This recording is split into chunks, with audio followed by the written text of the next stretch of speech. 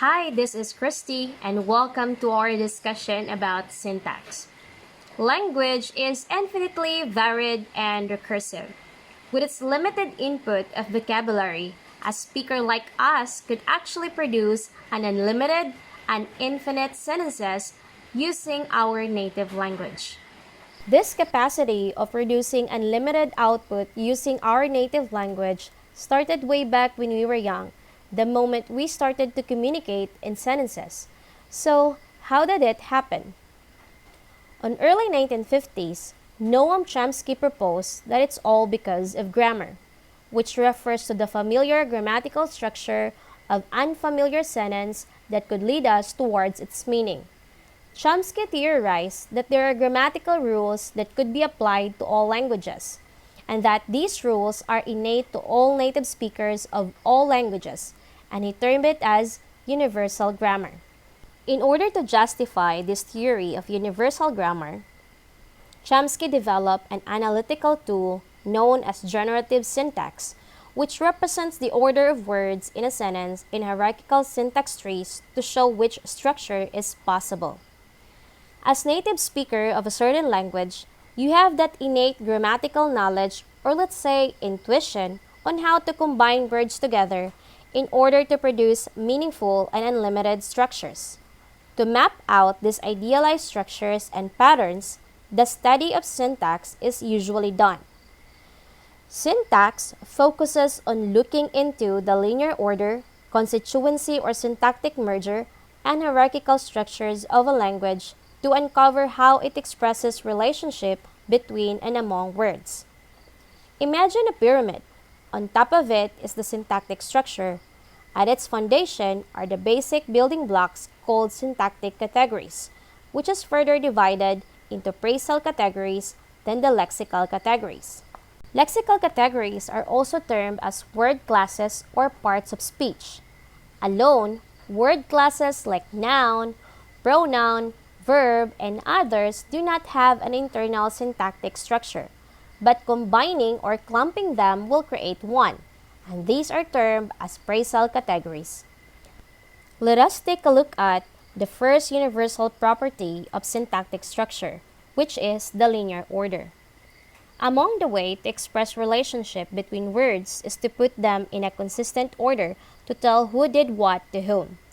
The regular subject-verb-object sentence pattern, for example, of English, is not necessarily the same as that of other languages.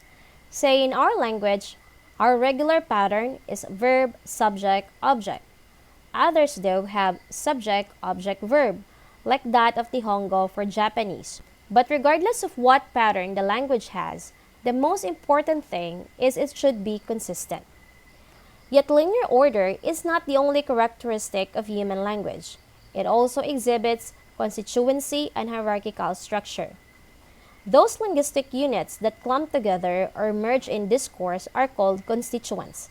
And innately, language speakers know this, such that as Cebuano or Filipino native speakers, for example, we can automatically produce these structures without consciously thinking first about which word that needs to combine with what.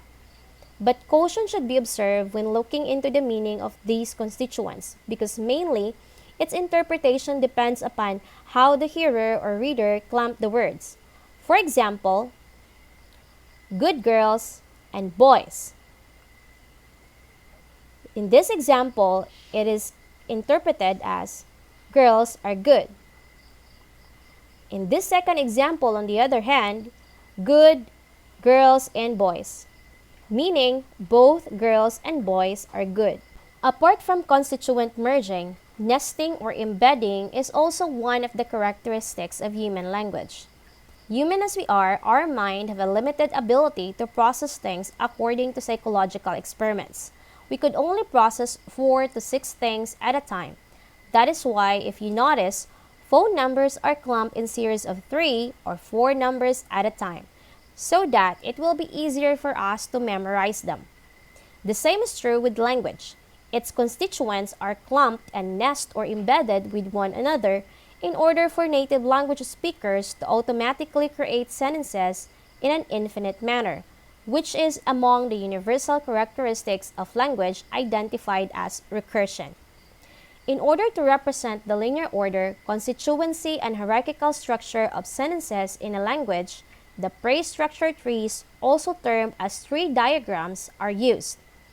Let's take a look at this example. A tree diagram starts with identifying the lexical categories or parts of speech present at the bottom of the tree. This is where the terminal nodes are placed.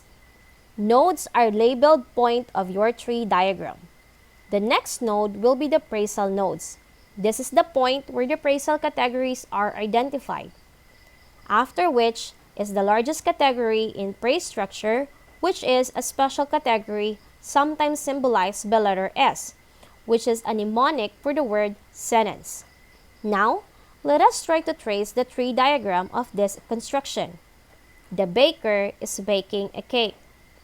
First, let us label our sentence constituents according to their word classes or parts of speech. The is an article or determiner.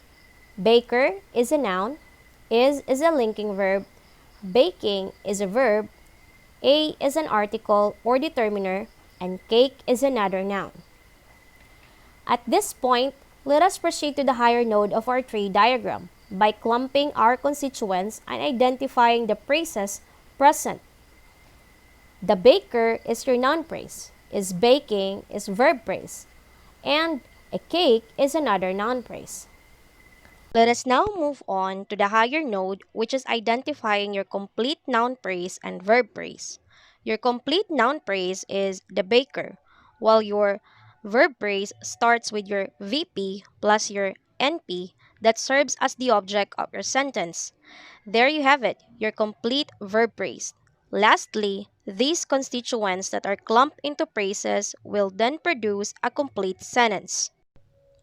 As a wrap up, bear in mind that as native speakers of a certain language, we all have that innate knowledge or mental grammar on how to put words together to form phrases, clauses, and sentences using our native language. And this grammatical knowledge is called syntax. But in spite of the fact that linguists have tried various ways to establish one valid syntactic structure, it should be noted that linguistic strings regarding the characteristics of language will always be dynamic and changing as more and more data and studies will be conducted in the field of linguistics.